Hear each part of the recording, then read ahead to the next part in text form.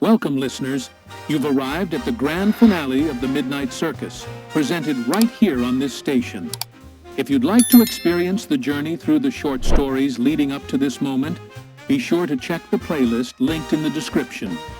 Don't forget to explore our radio channel and subscribe to stay updated on all our shows. And now, without further ado, let's begin. The Midnight Circus, Part 10. Epilogue 1. The Eternal Circus.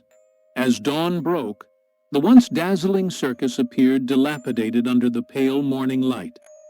The vibrant red and white stripes of the tent faded to a sickly gray, and the carnival music slowed to an eerie, discordant melody.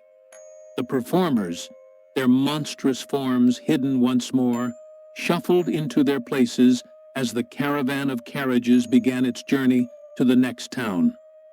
Charlie sat lifeless in the puppeteer's tent, his wooden limbs jerking with the faintest movements of invisible strings.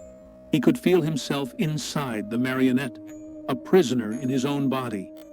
He wanted to scream, to cry out for help, but all that emerged was a hollow click as his wooden mouth snapped shut again and again.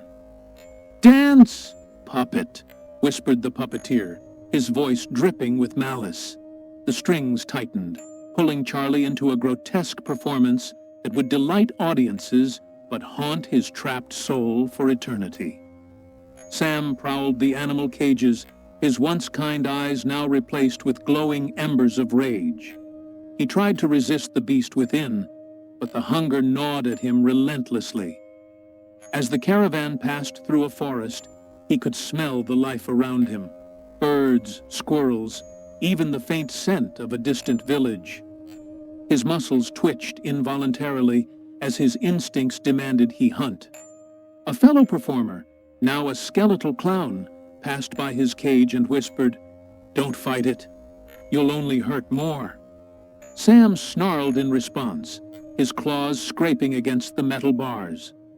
Deep down, he knew it wasn't just the cage that trapped him. It was his own cursed transformation. In the center ring of the circus tent, Lucy remained bound. The chains, now an extension of her body, coiled and tightened with her every thought. Though she still held fragments of her old self, the iron grip of the ringmaster's curse kept her bound to his will. By night, she would stand tall as the unbreakable girl, performing horrifying feats of strength and endurance for the masses. By day, she hung limp in the darkness, her iron ridges glinting faintly as her glowing green eyes dimmed. Inside her fractured mind, Lucy dreamed of freedom. She clung to the memory of her friends' laughter, their innocent plans to uncover the truth, but the images grew fainter with every passing dawn. The iron chains whispered to her, beckoning her to embrace her role as the enforcer of the Midnight Circus.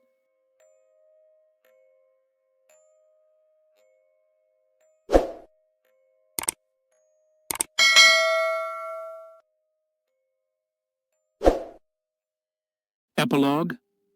The Eternal Circus. 2. The caravan reached the outskirts of a new town as twilight fell.